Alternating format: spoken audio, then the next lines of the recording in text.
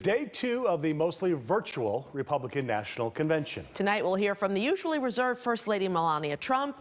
WGN political reporter Taman Bradley is here with more on what to expect tonight. Hi, Taman. Hi, Micah. Hi, Pat. The RNC opened with a blunt warning about higher taxes, more crime, and civil unrest if the country fires President Trump. Expect more of the same tonight, plus aggressive outreach to women voters. Night 2 of the Republican National Convention features headliners Melania Trump and Secretary of State Mike Pompeo. The First Lady speaks from the newly renovated Rose Garden, where she will reportedly appeal to women voters by reflecting on living in the White House, sharing personal stories, and offering up a proposed second-term agenda. Tonight she talks about being a mother, and she lays out the case for why the president needs to be for another 4 years. Secretary Pompeo's speech, which was videotaped yesterday during an official trip to Israel, has surprised many.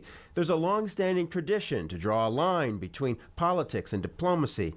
GOP heavy hitter Senator Rand Paul and the president's children, Eric and Tiffany, are on tonight's roster. In the lead up to prime time, the Illinois delegation took to Facebook Live for an event called Land of Opportunity. The far left is growing everywhere, even at the most local level. And I think President Trump has done an incredible job of actually uniting so many people. On RNC Night 1, speakers praise President Trump's leadership. President Trump is the leader who will rebuild the promise of America and ensure that every citizen can realize their American dream. The best is yet to come.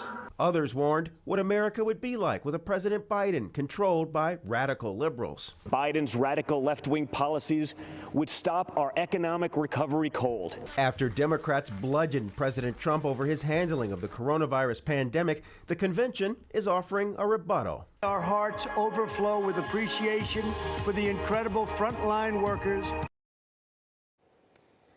As he did yesterday, President Trump is once again expected to play a significant role at the convention. Meantime, Joe Biden is keeping a low profile. He tweeted overnight, "Just stay focused, folks." Micah and Patrick.